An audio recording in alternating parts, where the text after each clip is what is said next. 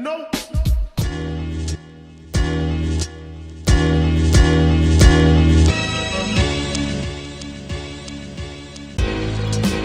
Big Meech. We're here. I'm at Allen. It's different this time. What's up, guys? Go! What's up, guys? Terry and Trey here, but as you can see, I switched out my son for somebody else. Ck2k here with us. Thank you so much for joining me on the show. Anytime. So happy to be here. Thank you. If you guys are not following Ck2k, you need to follow him because I watch his show all the time. I'm looking out for little man in the back there somewhere. But Not today. Yeah. He's on break today. Yeah. He's load management. So this is my first time taping without Terry, and this was a funny thing that I had pop up. So here was the score that I had. I guess this was an old score, quite a few games back. Because what's the information we just had right now? That this is literally the third game in a row that we're scoring under what number? 90 points. Yeah. 90 points. I mean, so you know. This is the real score going on here. Do we need to see it? Oh my Yeah, here's the real score and a reality check, right? For us Knicks fans that are on a high. Mm-hmm. However, I will say this. You know, I think all along, I think you also were saying this. This is the beginning of the season. We just started. Yeah. So, yeah, we won those games in a row, and that was nice, and it was a really nice feeling for us. But that's not how it normally goes for us, right? No, at all. When's the last time it started like that at all? But I think we all got that taste, and we wanted to keep tasting it. And then now the Knicks have been giving us a little bit of that reality, and we don't like it. We hate it, and I hate to be that guy, but it was unfortunately 88-109. I got to add points to the. Oh, you see, I'm trying to keep the score low. I know. I wish I would take this. No, don't. I have it written down in front of me, 109.88. I'm trying to make us not look so bad. I know. I'm trying to make us not look so bad, but there you go. Yes, there we go. We're giving out wrong information to the Knicks fan. Yeah, they probably like all the other ones first. Delusional, right? Right.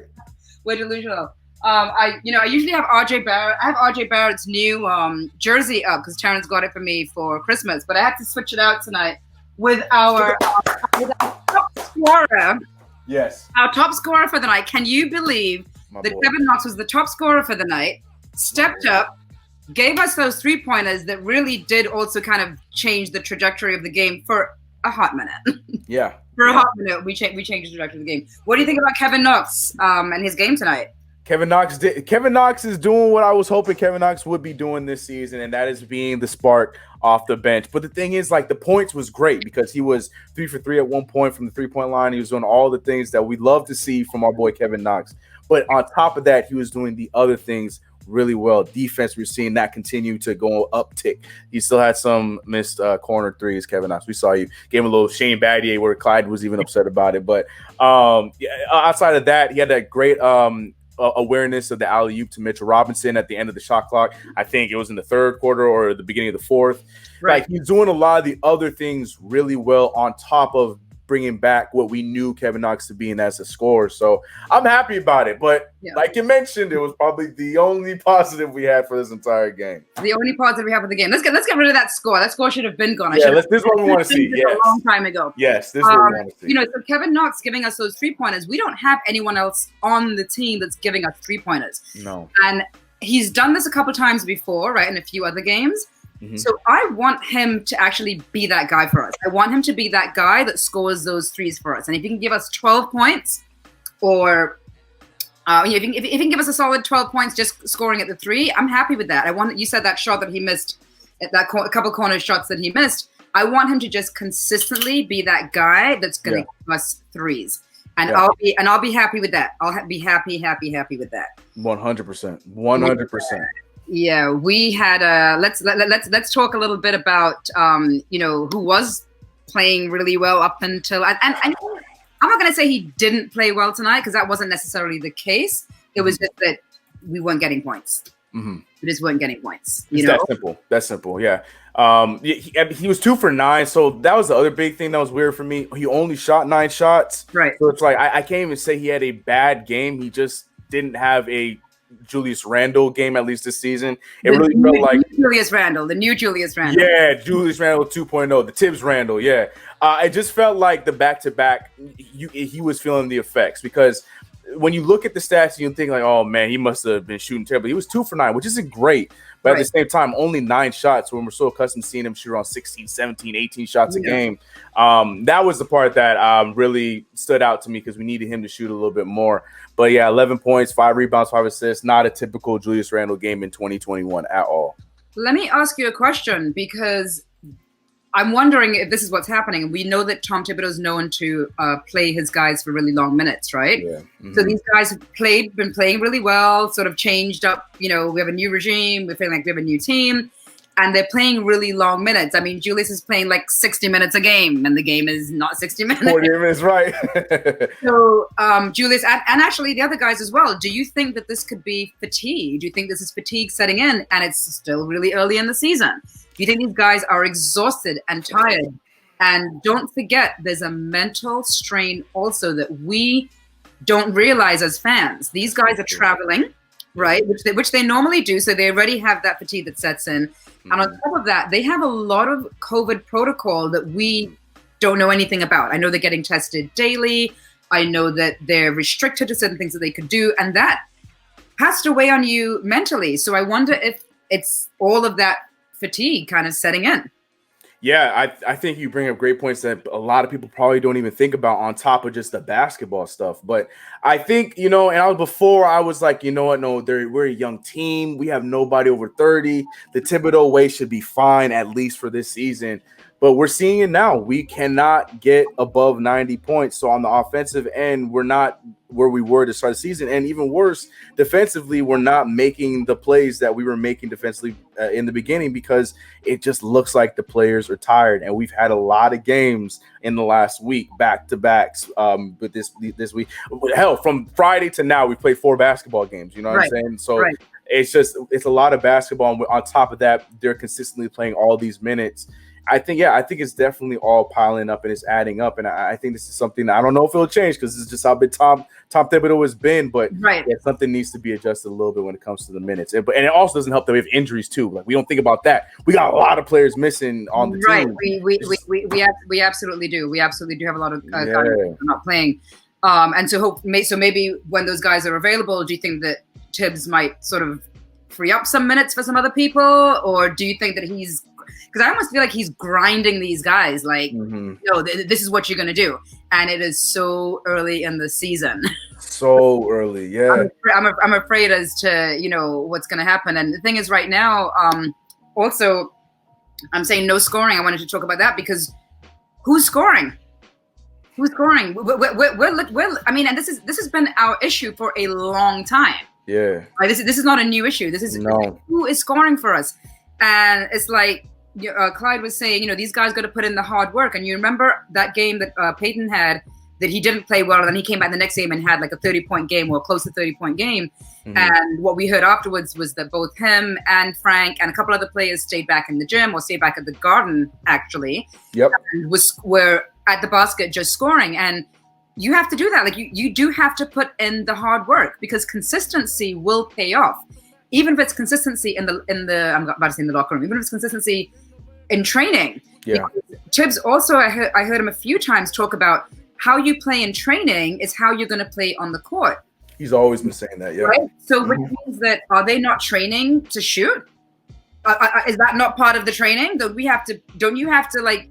I think about when you're in school and you do something bad and then they tell you to go on the board and write 100 times. Write 100 times. Mm-hmm. And once you do that, like you're going to always make sure you get it right. Mm-hmm. Almost that kind of concept, like get in the gym and just shoot and shoot and shoot and shoot until you can make the basket, until you're consistently making the basket.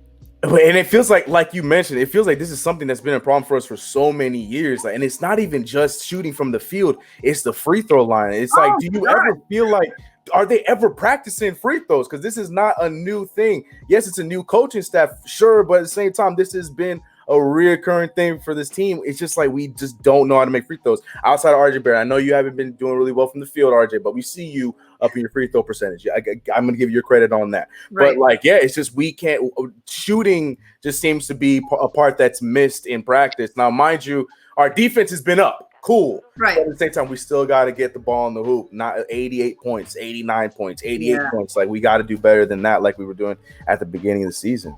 Yeah. I mean, the shooting is a problem. And then tonight, the turnovers. Yeah. I mean, they had butter hands. Everyone just throwing the ball away, like slipping out of their hands.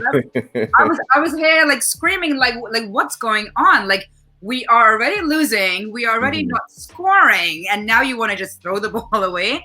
I don't know if you have any stats in front of you. I don't, but I don't know what the turnovers were. Oh, I can get them. I have. Do I have them in front of me? Now, luckily, some people are safe because I don't have exactly who had what turnovers in front of me. But yeah, we had 16 turnovers as a team tonight, which it's bad. It's not. That's not good because especially that's something that everything that we've had down packed when we were on that 5-3 run. Is now we're like reverting a little because turnovers, we were down turnovers. We were not turning over the ball that much. Our defense was great, but now everything's being flipped. We were shooting the ball at a high percentage, but now everything's flipped. We're shooting 39% from the field, 24% from the 3-point line, and 16 turnovers on top of that. Yeah. We got to be more under control. We're reverting like, and I hate using this expression, but back to the old Knicks. Yeah, I know, right? Seriously. But it's the last 3 games that's been happening. And, so I'm talking about our 3rd loss in a row because I also want to know, what does that do for the guys mentally again? Because that is a huge part of the game. So they came out on, they had their wins. They were feeling good, feeling high. Oh, we love each other. Everything's great. Yeah. We're getting along so well. We're playing as a team. And then, so now we have 3 losses in a row. Now, mind you, we did play some good teams, right? We played some playoff teams. But 3 losses in a row and being such low-scoring games also.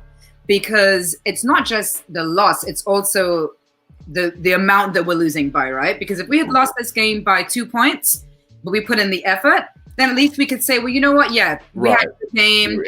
We were in it. We lost by 2 points. This was like, oh my goodness, the beginning of the game. The beginning of the game, when we went down 17 points, I was just like, oh, that's it. That's it. Game over. Game. And it ended up kind of looking like a blowout game, but I was just going to be a blowout game. It's not happening. Yeah. We came back and got within 6 points. I was like, okay, we're showing some spark. And I think that was like Quickly and Noah. Quickly and Noah that were both on the court at that time. And I think I felt that little like, jump up, and we were okay. We're gonna we can play in this game, and then it got to a point where I think the Hornets were just playing all over us. And that's the thing. The Hornets never really. I feel like in all 3 of these games, and to your point, yeah, we played playoff teams, but we were doing good against the playoff teams up until Denver. These 3 losses were to the Thunder, the Hornets, and the Denver Nuggets, 2 of which are not playoff teams, and the Thunder, who are playing well right now. I mean, they did give the Nets a run for their money too. So, I mean, we're lucky that it wasn't just us. But, these are the teams that we need to be beating, or at least, like you said, at least a better competition with. We should be in the same. We should be in the same field as they are, especially the Hornets and the Thunder. The Nuggets, you can give them credit because they are the Denver Nuggets. All right, we're gonna have that kind of a game, okay. But to lose the way we did to the Thunder and to the Hornets like that, that's something that really should wake this team up. And to answer your earlier question, I hope that this does not affect them negatively. It shouldn't affect them negatively because I feel like this is the motivation they need because we had the start where we're feeling like we're on top of the world. We're the best New York team in New York right now. Well, suddenly we tied with that other New York team, or actually we're right behind that other New York team now. So they should feel a sense of pride knowing that we played one way. We can play that way. We got to get back to that, especially with the test being that same other New York team on Wednesday. well, that's what I was just going to bring up. That yes, we are playing the New Jersey Nets on Wednesday. Mm-hmm. And I don't know. I know that Kevin Durant was out due to COVID protocol. He's back already. Yeah, I know that Kyrie was out for a personal reason. But he's gonna suddenly return on Wednesday. Like, oh, we're playing the Knicks. Okay, I'm back. I'm sure he will. So one thing about Wednesday, what I am hoping is that we should have some fire under our hats for Wednesday's game. Because Wednesday's game for us means so much more than these games to just watch them play. So I'm definitely hoping for a turnaround on Wednesday. Terry actually gets back on Wednesday, and I believe he's going to come straight to my house from the airport. We are going to watch that game on Wednesday. Yes, good. And do a post game, and hopefully we get a win because I want to, they got to work hard. They got to work hard. They got to put in the work. They got to put in the work and come with the energy. I also felt kind of lackluster a little bit on the court at a certain point tonight. These last 3 games, all 3 of them, they just felt like we just were not playing with the same energy at all. And tonight was a big. The Hornets were just outplaying us. We had PJ Washington all over us. Miles Bridges had highlight after highlight after highlight. LaMelo Ball was not scoring, but he was doing damn near everything else. It was and Gordon Hayward is the first time I'm actually seeing because Hayward, games, obviously. I actually, when I saw him start to play, I was like, he's about to score 50 this game. I thought he was going to be blown out. It was quiet.